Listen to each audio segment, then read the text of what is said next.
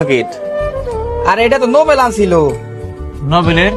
নোবেলটা যখন বের করে দিলাম তখন আর এটা দিয়ে দিবি না? ভাই নোবেল তো এটা আপনার বিয়েতে গিফট দেওয়ার জন্য আনছিল।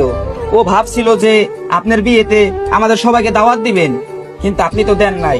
ও মনে অনেক বড় একটা আশা করে আইছিল, আপনার জন্য একটা গিফট কিনছিল।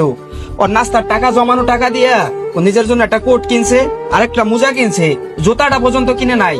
কারণ জুতাটা কিনলে আপনার বিয়ের গিফটটা কিনতে পারবো না।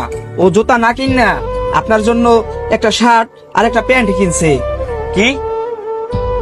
ও না খাইয়া, ও নিজের জুতা না কিনে টাকা জমায় আমার জন্য গিফট কিনে আনছে, আর আমি ওই গ্যারেজ থেকে বের করে দিলাম।